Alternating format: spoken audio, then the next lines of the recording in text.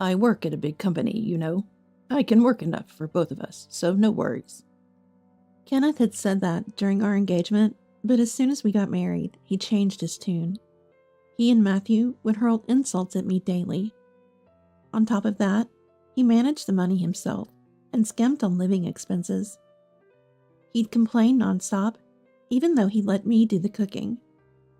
Fed up, I declared divorce to Kenneth and left the house. Later, I bumped into Matthew by chance. Hey, heard you're getting TANF now. I was surprised. Huh? You must be mistaking me for someone else. Don't put on airs. Matthew smirked. Listen, we're estranged, okay? Don't come crying to me about having no money. I won't lend you a dime. Remember that. As I opened my mouth to retort, he had already disappeared into the crowd. I lowered my head, feeling the stares of passers-by, my shoulders shaking. I couldn't suppress my laughter. Poor thing, he knows nothing. I can't wait to see his reaction when he learns the truth. I'm Hannah, a 50-year-old housewife. I married Kenneth 5 years ago. When we met, Kenneth was the picture of a fine young man. We met at a gathering of acquaintances, and I found him fun to talk to and very friendly. As we parted, he said, I want to meet just the two of us next time. Feeling sad about saying goodbye, I agreed.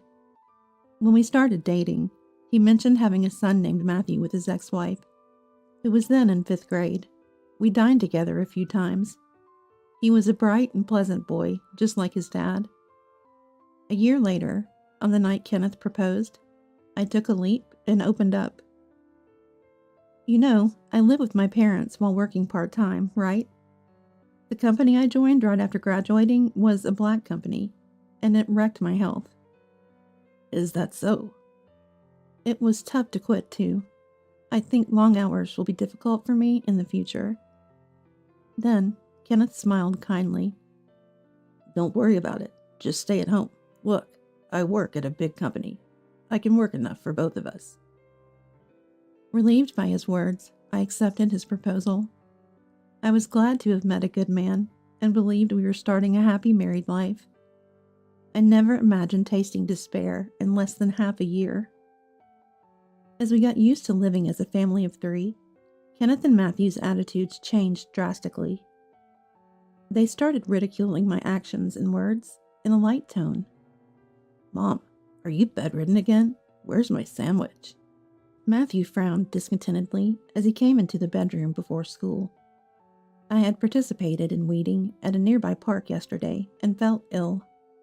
It was an unusually hot day, and I had felt unwell since the day before.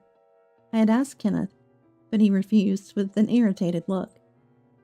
Being a housewife must be nice. Slacking off all year? I need my days off, you know? Let me rest. Okay. Unable to get up the next morning due to pushing myself, I apologized to Matthew.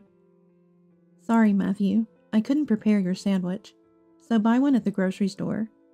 Handing him money, Matthew grumbled. Mom, can't you at least make a sandwich? You always take shortcuts with frozen food or leftovers. You're failing as a mom, if you can't even cook. His words stung. Don't blame Mom, Matthew. Kenneth joined in with a half smile as he passed the hallway. Since you skimped on the sandwich, tonight's dinner must be lavish. Oh, is that so? Then I'll look forward to it. Being a housewife, you should have plenty of time for dinner, right? You're not sleeping until the evening, are you? Make sure to clean thoroughly, without slacking. The two of them nonchalantly laughed at my poor condition, dropping their insensitive lines before leaving. As if I could prepare a lavish meal. Lying in bed and staring at the ceiling, I let out a heavy sigh. Because Kenneth is an extreme penny pincher. Despite being a section chief at a big company and earning a high salary, the living expenses he gave me were ridiculously low. It's my salary, so why should my wife manage it? After we married, Kenneth insisted on this, and I, not opposing, meekly followed. I believed it didn't matter who managed the finances as long as it was done properly. Then Kenneth got carried away and started spending money as he pleased. It's necessary for work. Drinking expenses are business expenses. It's essential. Using such reasons as an excuse, he would buy expensive clothes and watches for himself, but make a sour face even when I bought cheap snacks. Since he insisted that a housewife doesn't need an allowance, I had to report to Kenneth and get permission to spend money whenever I went to the hair salon or bought clothes. One pair of jeans is enough, isn't it? You're buying more? I want a warm pair for winter. Fine. Buy them at a cheap store. I also want to get a haircut. Can I go to the hair salon once every 2 months to maintain my hairstyle? Huh? What's the point of you trying to be fashionable? If you keep your hair long, you only need to cut it once every 6 months. I won't allow haircuts. That's why I'm only allowed to buy cheap makeup from drugstores. I want to switch to something better because it's rough on my skin. But he won't listen. Moreover, the living expenses he gives are a third of the average. Within this budget, our nutrition will be unbalanced. I lamented, to which Kenneth responded with a raised chin. On that TV savings show, they managed to live on this amount. They had a farmer-in-law providing vegetables and bread. It's impossible with these high prices. That's your job to manage. I was distressed by the thriftiness in living expenses, but what I couldn't stomach was about the wreath for Dad's funeral. When Dad, who had been ill, passed away, and it was time to send a wreath, Kenneth visibly grimaced. We don't need to send a wreath for the funeral, right? Anyone attending the funeral, other than the chief mourner, should send one. Really? Then use your savings. It's none of my business. He said this to me as I prepared for the funeral with tears in my eyes. His utter lack of concern infuriated me. I never planned to ask you for it, so don't worry. Good. But do Matthew and I really have to go? Our long weekend will be ruined, and I hate that. Right, Dad? I had plans to play a new game. Although they grumbled, I never doubted they would come. However, Kenneth and Matthew arrived late, barely greeting my mom and relatives, and left swiftly. My exhausted mom didn't seem to have the energy to blame them, but my relatives were furious. What's the meaning of this, Kenneth? Your wife's father died, and you're too cold? Matthew, you've received so many gifts and allowances from Hannah's dad. While I apologized to my relatives, I felt my love for the two of them rapidly cooling. Kenneth, always in stylish suits with a refreshing aura, and Matthew attending a prestigious university. Well regarded as a handsome father and son in the neighborhood, they only hurled insults at me at home. They wouldn't come straight home after work or school, wandering around and returning with lipstick and perfume scents. Despite doing as they pleased, they treated me like a housekeeper, demanding lavish meals with a meager food budget. Lately, when I served dishes with chicken or pork, both would glare at me with disdain and hurl insults. Don't you want to serve your husband good food after he returns from work? If I get sick from eating this poor food, how will you take responsibility? Are you even a mom? I can make delicious meals, even with chicken or pork. Besides, disliking vegetables and fish, you'll get sick with such a picky diet. I'm saying I'd eat, if it were high quality. Don't complain when you can't satisfy us. I don't need advice from someone as frail as you. They used to eat while complaining, but lately, they just leave the food untouched. Yet, if I don't cook, are you slacking off even though you're a wife? They would yell. I eat the leftovers for breakfast or lunch the next day. But tears well up, wondering for whom I'm cooking. As for their meals, they subsist on store-bought sandwiches, instant ramen, and snack foods. Eventually, Kenneth was diagnosed as pre-diabetic in a company health check, and Matthew started gaining weight. It was an inevitable outcome. Then they lashed out at me. What kind of wife makes her husband and child sick? We don't need a useless person like you. We're getting a divorce. Then I'll leave. They were surprised when I agreed easily. Are you sure? You're unemployed. You've been living off me. How will you survive now? Don't worry about me. I'll send the divorce papers for you to sign later. Please leave my stuff until the movers come to pick it up. Nobody's going to take your stuff. Kenneth sneered. You'll definitely regret divorcing a high-earning, handsome guy like me. A kind husband who lets you be a housewife with 3 meals and naps. There's no one else like that in the world, right? That's right. You've been living in luxury on Dad's money till now. You'll struggle from here on. While I packed clothes into my suitcase, Kenneth and Matthew kept talking endlessly behind me. Honestly, I envy Kenneth's ability to overestimate himself so much. When we were dating, I saw this part of him as confident and shining. You'll just go back to your parents, right? Say hi to your pensioner mom for me. You two will be heading straight to poverty. Matthew, I bet they'll end up on TANF soon.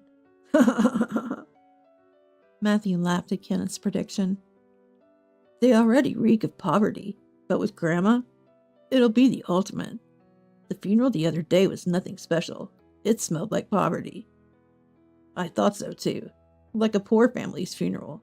I want a lavish one, Matthew. Got it, Dad. But for Dad, who works at a big company, and me, attending a prestigious university, poverty is a different world. Their endless comments infuriated me, but realizing it was pointless to respond, I let it all go. After returning home and explaining everything to Mom, she lowered her voice. At the funeral, seeing Kenneth and Matthew, I felt something wasn't right, but I thought it's not good to interfere too much in my daughter's household and kept silent. I was too preoccupied with Dad's care. I'm sorry for barging in like this. It's okay. I've been lonely without you. Why don't you stay here? Thanks. But once I get my job on track, I plan to move to an apartment. Mom's concern was comforting, but living with her might make me too dependent. Living nearby and visiting occasionally would be the right balance. Yes, Kenneth and Matthew mocked me as unemployed, but in fact, I've been working from home. It all started with the budget recipes I posted on my blog. After receiving many positive comments, I boldly launched a cooking site and shared my recipes, which quickly gained readers and internet fame. Soon after, an editor from a major publisher approached me, and now I'm gradually preparing to publish a cookbook. Thanks to this, I had no time to dwell on the divorce, and days flew by. One day, my phone rang insistently. I paused, stirring the ingredients in the pan, and answered the phone. Hello? Hey, what's this about a deposit for the divorce trial? I sighed, knowing it was about that. You and Matthew hurled endless abuse at me. Oh, I thought, never mind. Relief in his voice, Kenneth continued. I didn't cheat or anything, you know? What? Did you record me and Matthew? Your memory alone won't cut it. I've noted everything in my diary. Try and claim it if you can. Really, poor people and their obsession with money. You reek of frugality. If you think you can get a deposit for the divorce trial, go ahead. After his outburst, Kenneth hung up. I finished cooking and visited a detective agency, requesting an investigation into Kenneth's background. Soon, his affair with a subordinate was uncovered. The day after sending the 2-shot photos and investigation report to his company, Kenneth contacted me again. You, spreading this at work is low. The angry manager reported it to the higher-ups, and now I'm fired. Oh, she was the manager's daughter, wasn't she? It's your fault for cheating, knowing they're strict about such matters. I continued laughing. But you shouldn't have any trouble, right? With all the saving you did, you must have plenty of savings. Aren't you and Matthew living luxuriously? Matthew moved into a dormitory this spring because commuting was tough. Damn. I have prepaid dorm fees and apartment loans. My savings? Drained by that woman. She was two-timing me with a younger guy. Sounds tough for you, but it's none of my concern. Oh, and about the divorce trial deposit? I'll also take half the value of the apartment for distribution of property. When the invoice arrives, please transfer the full amount to my account. Kenneth was yelling on the other side, but I hung up without a care. One day, while returning from shopping in town, I bumped into Matthew. Dressed in his usual flashy fashion, with piercings all over his face, and his attention-grabbing hairstyle, he was easy to spot from a distance. Seeing me, Matthew raised his hand in greeting. Hey, heard you're getting TANF. I looked puzzled. Huh? Who are you mistaking me for? Don't put on airs, Matthew said, smirking. It's obvious where an unemployed old lady like you would end up. If you had just obediently followed me and Dad, you'd still be living a comfortable life. It's pathetic, really.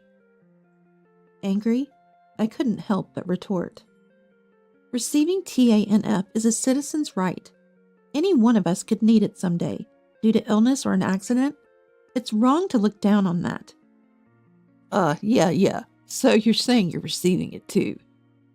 Matthew said, dismissing me with a smirk and pointing his finger at me. Listen, you and I are estranged.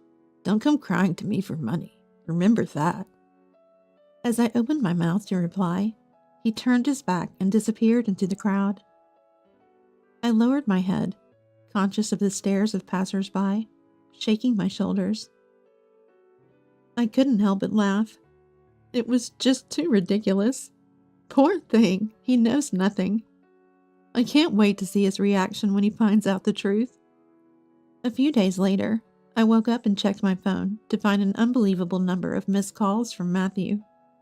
Reluctantly, I called back, and Matthew shouted at me furiously. You deceived me, old woman. What are you talking about? I heard from a cousin. You got 3 high-rise apartments from Grandpa's inheritance and are living a carefree life. Hiding that and getting a divorce is cowardly. That's my personal asset. Why should I have to tell you or Kenneth? It's joint property. You should have done a distribution of property with Dad during the divorce. Unfortunately, it became mine after the divorce procedures, so I can't give it to Kenneth. Officially, I knew from Dad's will that it would be mine, but I delayed the procedures until after the divorce because I didn't want to share it with Kenneth. Then Matthew shouted in frustration. A rich woman like you getting TANF? I'll report you to the authorities right now. Feel free. It's not me, but Kenneth who's receiving it. Matthew fell silent. What? I told you last time, it's not me. I explained as if speaking to a child.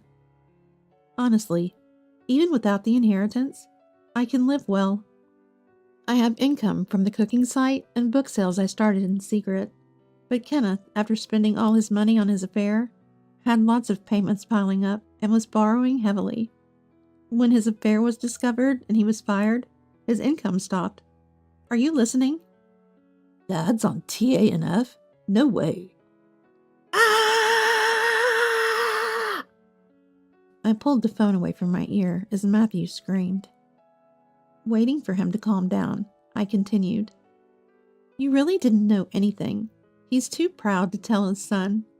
According to relatives he begged money from, he's behind on his apartment rent, facing eviction, and now stays at home all day in an old apartment. If you're worried, why don't you contact him? There was silence on the other side for a while. Then Matthew said resentfully, You're cold-hearted. After all Dad did for you, you have no intention of repaying the favor. If you have money, you should give some to Dad. Why should I? Ever since our marriage, it's been nothing but unpleasant memories. I don't feel indebted. I stated coldly. If you're so concerned, why don't you, his son, lend him money? You're working part-time after all. I don't have savings. The part-time pay goes to, hanging out with friends and stuff. Matthew suddenly became evasive, and I smirked. You've been living quite lavishly for a student. Borrowing money to hang out at clubs is not a good idea. How do you know that? The other day in town, I saw you from across the street. After we parted, you met up with a girl at a club and entered a brand store arm in arm. Also, a club membership card was left at the house, and using my credit card for shopping without my permission is out of the question. Matthew stammered in response. That's unfair. You got high-rise apartments from Grandpa. Why don't I or Dad get a share? This is discrimination. Yeah. The credit card bill will be sent soon. Make sure you pay it. Before I could finish, the call was disconnected. Sighing, I ended the call too. Just when I thought it was all over, a few months later, Kenneth and Matthew showed up at my parents' house without any notice. The doorbell rang incessantly, and when I answered, it was the two of them. Expecting they came to borrow money, I let them into the house to avoid causing a disturbance in the neighborhood. Kenneth and Matthew, who until recently were so stylish, now appeared drastically changed. Wearing wrinkled shirts and dirty trousers, their eyes lifeless and gaunt. But they still had the energy to be sarcastic. Entering the living room, Kenneth looked around and sneered with a half-smile. Same old house, huh? Why not sell one of those high-rise apartments and rebuild this place? Do something nice for Mom, living miserably on her pension. This is Dad's house, and we like it this way. More importantly, when are you two planning to pay me back? You're past the deadline. Kevin lifted his chin arrogantly and said, Hannah, I'll forgive you now, so let's remarry. What? You started a cooking site, right? If you manage the household perfectly, I'll even let you work. So come back.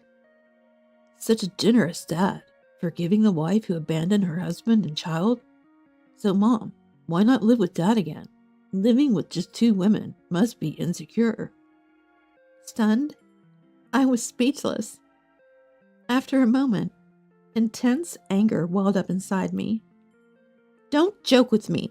How much more do you plan to ridicule me? Furious, I yelled at the astonished Kenneth and Matthew. After treating me like nothing more than a housewife, hurling abuse, not providing proper living expenses, and then driving me out?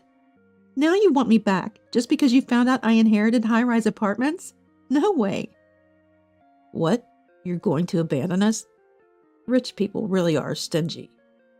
Knowing we're struggling with money and still demanding payment, you're heartless. You were poor yourself until recently. Don't get cocky. In the midst of the argument, Mom returned from shopping. Kenneth and Matthew immediately started buttering her up. Please, lend us the money. We'll probably pay it back. Besides, isn't it unfair that only Hannah gets Grandpa's inheritance? Give me one of the high-rise apartments, too. Hi, Grandma. Long time no see. How have you been, Grandma? Please persuade Mom to remarry. Dad doesn't want to break up, but Mom is being stubborn. Mom, surprised at first, changed her expression upon hearing their lines. She placed her echo bag on the fridge's floor and let out a deep sigh. So shameless, both of you. What? I'm telling you to have some shame. Startled by Mom's sudden loud voice, Kenneth and Matthew were understandably confused. Mom, usually calm, scolded them sharply. I've heard everything about the divorce from Hannah. I can't believe you have the nerve to show up here. No. Hannah's exaggerating. You have to listen to our side, too. That's right, Grandma. Mom is quite the liar. I remember how well you two behaved at my husband's funeral. Mom cut off Matthew's words and continued sternly. Arriving nonchalantly late to the funeral, not greeting me or the relatives, yawning through the service, and leaving before the coffin was sent off. And now you dare ask for his inheritance. Go back to sleep. She drove a taken aback Kenneth and Matthew to the front door and glared at them one last time. You two are now strangers to us. Don't come here again. If you do, I'll call the police. Mom threw their shoes out the door, forcing them to leave in their socks, and immediately locked the front door.